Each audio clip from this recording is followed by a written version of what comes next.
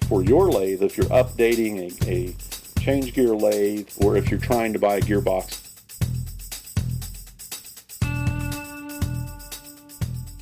This is Dave on the Crafted channel, and here are examples of all three SAE quick change gearboxes made by Atlas, sometimes badged with the Craftsman brand. I actually own one more of these on a lathe that I haven't begun cleaning up yet. What I wanted to talk about was how to identify the different gearboxes. These are all three different gearboxes. They all produce the same gear ratios.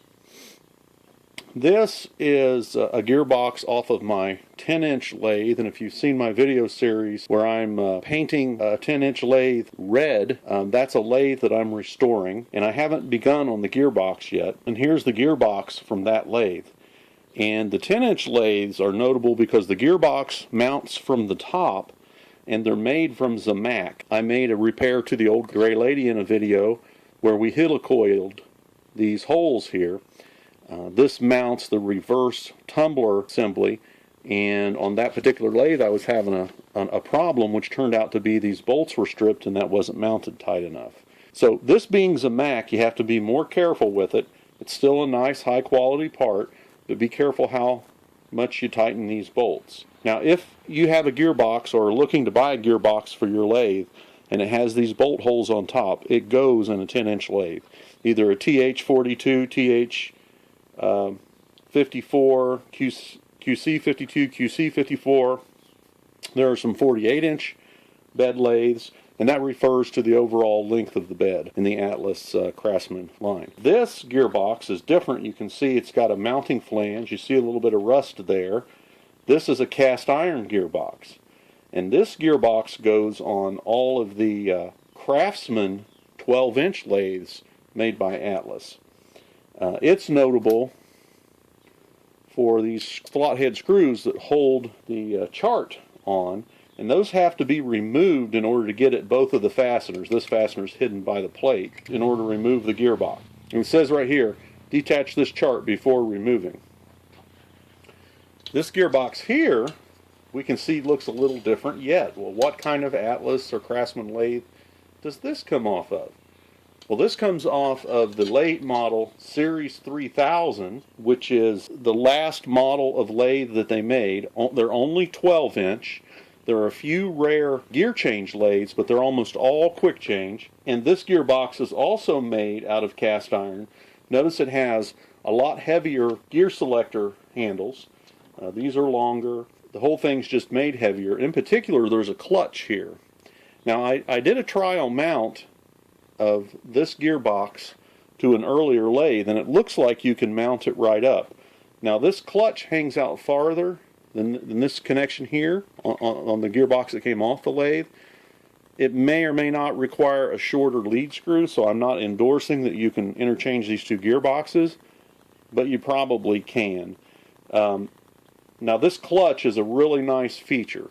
With this clutch will slip if you jam up your lathe, instead of stripping the cross-feed miter gear, the keyway inside the cross-feed miter gear. So this is a nice update, and I may try to find some of these, if any are ever offered for sale, or maybe I'll take this apart and figure out how it's made and manufacture some to go on my other lathes, because it's an awful nice feature. Now when you handle these gearboxes, you want to be careful with them, especially moving the lathes around. But these Getz oilers, these straight Getz oilers aren't too bad. But these 90-degree ones, these are expensive, and notice I need to get one to replace that. This one's a little bit bent, but it's serviceable. This one over here on the late model 12-inch, this is in really nice shape.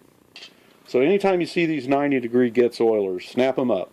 I think I found some once a guy wanted $5 a piece for used, and believe me, that is a bargain. The reason why I have these out is I have some that need to be rebuilt. I actually own 5 lathes that use these gearboxes.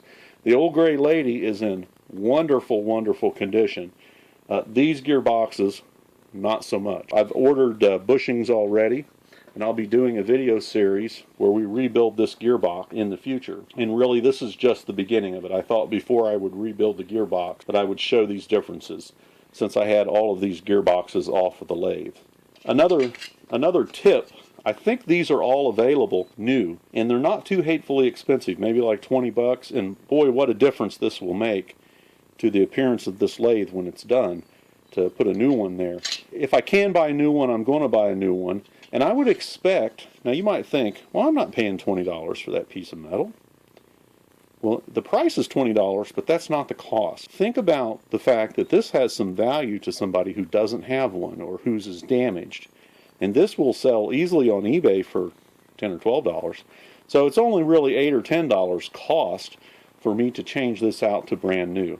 And this is not in my skill set, repainting all of this. So I would rather just have a new one if it's available. If you're not sure what lathe you have, a 10, an early 12, or a late 12, I've carried up here the tailstocks to show you the differences in them. This is a tailstock off of a 10-inch that I've restored.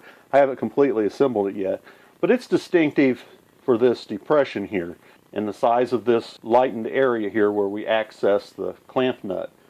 On the early 12s, this area is much larger, and we don't have this thick depressed area right here. It's just all one big semi-triangular opening. On a late model 12, quite a bit more modern looking, a little more squared off, fewer round lines, just this depression here. I was investigating something on this tailstock with the Atlas Series 3000 Craftsman commercial lathes.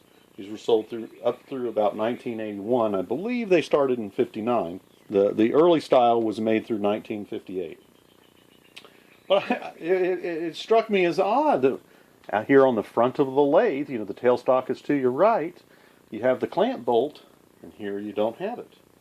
Well, it's actually on the other side. So I'm wondering how convenient or inconvenient that is going to be. I know that when I have my wrench retained on the tailstock and it's tight, it's over here, and sometimes it interferes with the compound handle on the carriage. With the wrench on the back side and tight would be across to my right, it would never be in the way. So that might be something I get used to and I like. I don't know. I was stunned there for just a moment.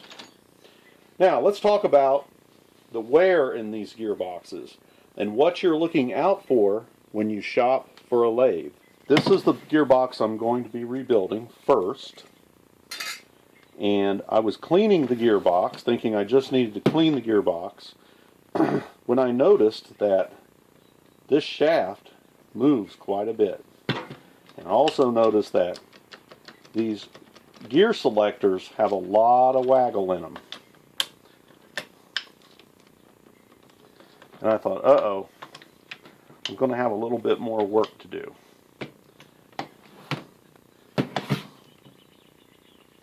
And that feels, I feel a little bit of play in this shaft, a little more play in this shaft. I feel a lot of play in this shaft. I don't know if you can see it on camera. This bottom shaft here that the selectors are on, and this is really a counter shaft that turns. Man, that's just a terrible, terrible amount of play. Let's look at my commercial, my Atlas commercial, my Atlas Series 3000. Look at that play. Oh my goodness. That one has play in it. This has play in it. Now these are bushings, so they should have a little bit of play. And this side's in a little better shape, of course. Seems to be the lead screw side that has the most wear and tear in it for some reason. But I'm going to rebuild these. Now what's going to be required is replacement of these bushings. No big deal. Bronze bushings of these sizes are available and not expensive. But the shafts are wore out in these gearboxes. And I have purchased the material already for it. This is a 5/8. This is a 1/2 inch. They have 1/8 inch keyways in them. And I'm going to have to machine new ones. Now I haven't even bothered to see if new ones are available. I'm just going to make them. It's no big deal. And I have a lot of gearboxes to rebuild. Perhaps if they were $30 a piece, I would buy them. But I bet you they're more than that. And besides, I've got so many that I need, I might as well make them, because I'm probably going to need at least 6 shafts by the time I'm done, because I'm probably going to end up replacing both of these shafts in all 3 gearboxes, but certainly this bottom shaft in all 3 gearboxes needs replaced. Now my QC42 that I'm rebuilding and painting red, this has got a little bit of play down here. Top shaft, yeah, look at the top shaft, how much play it has up here. These are in bad condition. And I've had the one shaft out of this gearbox, so I know that's what the bushing is worn, but also the shaft diameter is worn quite a bit too. So you can't just replace the bushings. Now probably what's happened is these shafts are probably soft steel. And remember, these lathes are really very, very old. This is a 50-year-old lathe, so we're looking at 66 years. I haven't looked at the bearing. The date codes are on the spindle bearing, and I haven't looked at the bearing on this, so I don't know how old this is, but it could easily be older. This is from 59 or newer, but this lathe was really, really well used and just loaded with chips.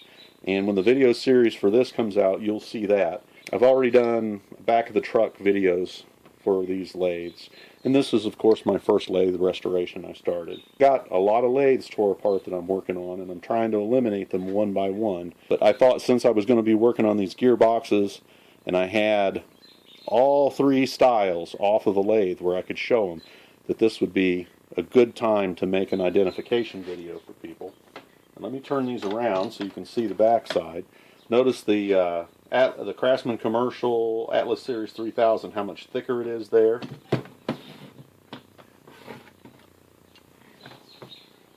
And essentially what they've done is widened it to the whole thickness, including the boss, or nearly so. The Commercial Series Atlas 3000 is quite a bit heavier in the way that it's built. All the parts seem to be the same in all of these, although I'm suspicious the shafts are slightly longer in this gearbox. Other than that, I think all the parts will interchange. This assembly here is machined differently on the 12s. These parts are the same on the 12s, different on the 10. But it looks like the gears and the shafts are all the same, other than possibly longer shafts in the Commercial Series 3000 gearbox. Now, Atlas Craftsman lathes are full as a Mac gears, but these are all steel gears. So the quality of the gears in the quick change gearboxes is fantastic compared to the rest of the lathe. Alright, well, I've put all of these gearboxes in the same gear. I am in the third gear from the left. In other words, I'm in gearbox C on the left, and I'm in slot 5 on the right, which is about a middle gear ratio. And what I want to show you is the difference in how easy these turn. Now, these have all been cleaned in Stoddard solvent. There's still lubricants in them, but I've gotten rid of all the metal chips and years of gunk. And this gearbox is in the best condition, even though it still has some questionable shafts. And you can see how easily it turns. It even has some coast in it. Okay? But it still has some wore out bearings and shafts. This gearbox has a lot of wear on it, and it doesn't have near as much coast in it, and I can feel more sticky spots in it, and especially, you know, when I try to reverse it, there's interference in the gear teeth here because of the shafts not holding constant distance from each other. So some gears are compressed while others are too loose. This gearbox is the worst of all, and it actually has some damage to some of the teeth where metal shavings have been pumped through the gearbox. So some of these gears will have to be replaced. There's no coast in this at all, and it's really pretty difficult to turn. Running a gearbox that has problems on your lathe is going to wear out your Zamac gear train that's upstream of the gearbox. So you really want to make sure this is working good, and I recommend that you remove these gearboxes from your lathe and clean them and oil them. You can't really clean them very well on the lathe. It's not that much work to remove it. So if you have one of these lathes, take your gearbox off and clean the thing out really good and oil it fresh. If you can't get all the chips out, remove the shafts and really clean it thoroughly. And that probably should be done every 50 to 100 hours of service. You use your lathe once a weekend. I think you should probably be doing this procedure once a year. Pay your machines some attention so that they will last a very, very long time for you and work well. And the energy it takes to turn parts that don't work smoothly is energy that's taken away from your spindle that can't be used to machine aggressively. Take the time to work on your machine. I'm really looking forward to going through all of my machines and seeing how much quieter I can get the gear train. These lathes are known for having noisy gear train, and everybody blames it on the straight cut gears, and certainly there's truth to that. But I think a lot of the reason why these lathes on different channels are really noisy is they're poorly adjusted. They have wear and tear that needs taken care of. I can't believe these lathes were that noisy when they were new. So we can do better, and I'm going to do better. The lathe on the old gray lady across the way over that way, that's the lathe that I'm using, and it's in really good shape. And when I grab these shafts, there's no wiggle. Listen to that. There's so much slop, you can hear me moving it. There's no wiggle in those shafts on the old gray lady, so they're in good shape. But I don't know how dirty that gearbox is. I've really never taken that lathe apart and cleaned it. Here in the future, I'm going to do that too. It looked reasonably clean when I put it together after moving the lathe, but I've never had the quick change gearbox off of it. So, in conclusion, I certainly recommend you take these off and clean them. And I hope this video was helpful if you need to identify a possible quick change gearbox for your lathe, if you're updating a change gear lathe, or if you're trying to buy a gearbox to replace yours. I'm going to be rebuilding mine. I may have some interest in doing that commercially for people if you have a gearbox that's in bad shape. We'll see. I'll mention that in a later video if I'm going to do that. I certainly don't want to get involved in doing repairs if it's going to cause a lot of phone calls about when my stuff's going to be done and all this kind of thing, because remember, this is not a business for me. This is my hobby. And, you know, so if I were to do anything like that for anybody, I would only do it for someone who was happy for their lathe being down for a while. Because, you know, I do have a full-time job, and I just do this stuff in my spare time. But meanwhile, I have too many lathes in the shop. I got to get several of them rebuilt and out the door. This has been Dave on the Crafted channel, reminding you that if you get your hands dirty, you can get some work done this week, this weekend in your shop. These lathes are not hard to find. It's amazing what you can make when you have a lathe. Get out there, get busy, find yourself one of these machines. I have 5 that take these gearboxes. So if I can find 5, you can find one. We'll see you on the next episode.